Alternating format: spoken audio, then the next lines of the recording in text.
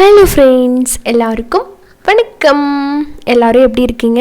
I hope எல்லோரும் நல்லா சேஃபாக இருப்பீங்க அப்படின்னு நினைக்கிறேன்.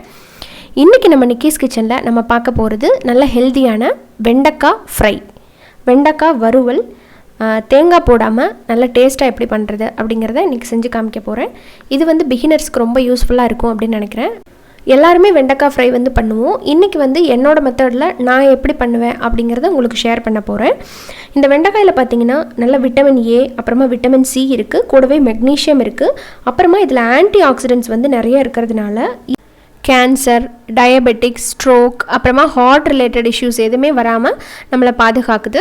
அப்புறமா இதில் நார்ச்சத்துக்கள் நிறையா இருக்குது. நார்ச்சத்துக்கள் நிறையா இருக்கிறதுனால நம்ம பாடியில் நம்மளோட பிளட் சுகர் லெவல்ஸ் இருக்குது இல்லைங்களா, அதை கண்ட்ரோல் பண்ணி மெயின்டைன் பண்ணுறதுக்கு ரொம்பவே ஹெல்ப்ஃபுல்லாக இருக்குது. இதெல்லாம் சாப்பிட்டு வந்தோன்னா நமக்கு பிபி ப்ராப்ளம் வராது. அடுத்ததாக குழந்தைகளுக்கு இதை சின்ன வயசுலேருந்தே நீங்கள் பழக்கணும். குழந்தைகளுக்கு ஞாபக சக்தியை நல்லா அதிகமாக்கிறதுக்கு இது ஹெல்ப் பண்ணும். அவங்களுக்கு படிக்கிறப்ப ஞாபகத்திறன் குறையாமல் இருக்கணும் அப்படின்னா சின்ன வயசுலேருந்து நீங்கள் இதை கொடுத்துட்டு வரலாம். சில குழந்தைகள் இது வளவளப்பாக இருக்கிறதுனால விரும்பி சாப்பிட மாட்டாங்க. ஆனால் நான் இன்றைக்கி கொஞ்சம் கூட வளவளப்பு இல்லாமல் இந்த ஃப்ரை நல்லா எல்லா வெரைட்டி ரைஸ்க்கும் அப்புறமா ஒயிட் ரைஸ் கூட வச்சு சாப்பிட்ற மாதிரி ருசியாக செய்ய போகிறோம். வாங்க பார்த்துடலாம் இதுக்கான அளவுகள் என்னென்ன, எப்படி பண்ணுறது அப்படின்ட்டு. முதல்ல ஒரு பேனில் ஒரு 2 டேபிள் ஸ்பூன் கடலெண்ணெய் சேர்த்துக்கோங்க. கடலெண்ணெயில் பண்ணுனா ருசி ரொம்ப நல்லாயிருக்கும். எண்ணெய் சூடானதுக்கப்புறம் இதில் ஒரு 1/2 டீஸ்பூன் அளவுக்கு கடுகு போட்டுருங்க. கடுகு நல்லா பொரியணும். கடுகு இந்த மாதிரி பொரிஞ்சதுக்கப்புறம் இதில் 1 டீஸ்பூன் அளவுக்கு கடலைப்பருப்பு, உங்களுக்கு வேணால் இதில் உளுந்து பருப்பும் போட்டுக்கலாம். கூடவே கருவேப்பிலை போட்டுருங்க. அப்புறமா 2 பல் பூண்டை தட்டி போட்டிருக்கேன். நான் இன்றைக்கி ஒரு 1/4 கிலோ அளவுள்ள வெண்டைக்காய்க்கு 2 பல் பூண்டு போட்டிருக்கேன். இது போதுமானதாக இருக்கும்.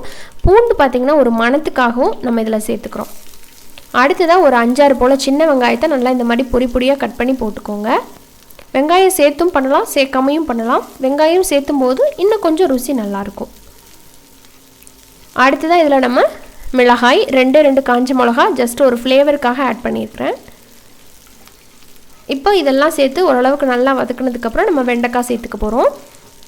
நான் இன்றைக்கி பார்த்திங்கன்னா ஒரு 1/2 கிலோ வெண்டைக்காய் வாங்கிட்டு வந்தேன். அதில் சொத்தையெல்லாம் அதிகமாக போயிடுச்சு. அதே மாதிரி கொஞ்சம் காய் முத்தியும் போச்சு ஃப்ரிட்ஜில் வச்சுருந்தங்காட்டி.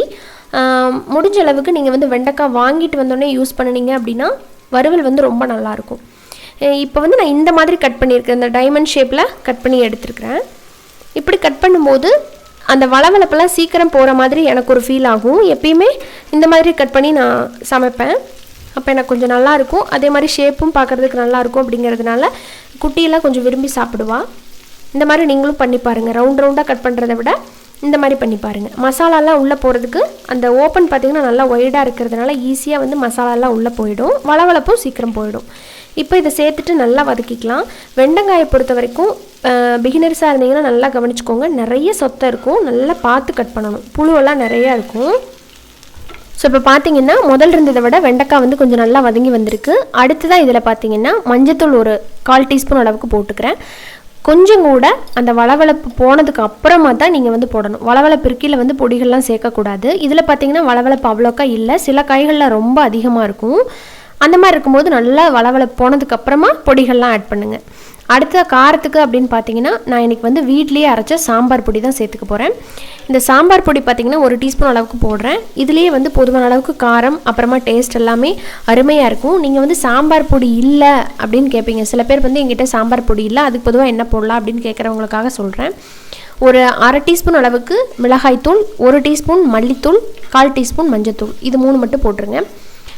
சாம்பார் பொடி சேர்க்கும்போது அதில் நம்ம நிறைய பொருள்லாம் போட்டு அரைக்கிறோம். மசாலா வாசனையோடு நல்லாயிருக்கும்.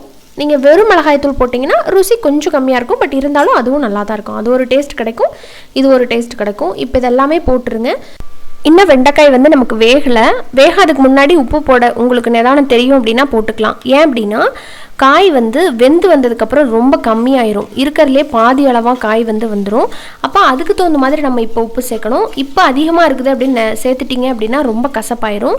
உங்களால் இப்போ உப்பு கணிக்க முடியாது அப்படின்னா கடைசியாக கூட நீங்கள் உப்பு சேர்த்துக்கலாம், அப்படியும் பண்ணிக்கலாம். நான் பார்த்தீங்கன்னா இப்போவே போட்டுட்டு மூடி வச்சிட போகிறேன். இந்த ஸ்டீம்லேயே வெந்து வரட்டும், பார்க்கலாம். ஸோ இப்போ பார்த்தீங்கன்னா கரெக்டாக ஒரு 8 நிமிஷத்துக்கு அப்புறம் இடையில பார்த்தீங்கன்னா எடுத்து நல்லா வதக்கி விட்டுருங்க. 8 நிமிஷத்துக்கு அப்புறம் வெண்டைக்காய் வறுவல் நல்லா அருமையாக ரெடி ஆகி கொஞ்சம் அப்படியே மொறுமொறுப்பாக வரும். உள்ளே சாஃப்டாகவும் வெளிப்பக்கம் கொஞ்சம் நல்லா மொறுமொறுப்பாகவும் கிடைக்கும். இந்த ஃப்ரை சாப்பிட்றதுக்கு ரொம்ப அருமையாக இருக்கும். நான் சொன்ன மாதிரி குழந்தைகள் ரொம்ப விரும்பி சாப்பிடுவாங்க. அதுக்கு தகுந்த மாதிரி நீங்கள் காரத்தை வந்து குறைச்சி போட்டுக்கோங்க. அடுத்ததாக ஒரு முக்கியமான டிப் சொல்கிறேன். என்னென்னா வெண்டைக்காய் சிலது வந்து ரொம்ப வளவளப்பாக இருந்துகிட்டே இருக்கும்.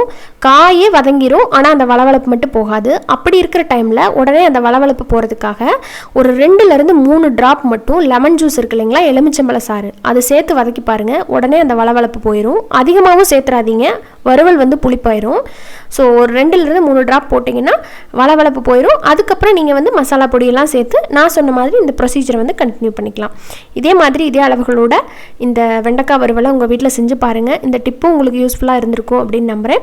இந்த வீடியோவும் உங்களுக்கு பிடிச்சிருக்கும் அப்படின்னு நம்புகிறேன். பிடிச்சிருந்தா நம்ம சேனல் நிக்கிஸ் கிச்சனை சப்ஸ்கிரைப் பண்ணிவிட்டு கூட இருக்கிற பெல் ஐக்கானை கிளிக் பண்ணிடுங்க. இன்னொரு இன்ட்ரெஸ்டான ரெசிபியோட உடனே பார்க்கலாம். நன்றி, வணக்கம். Stay home, stay safe.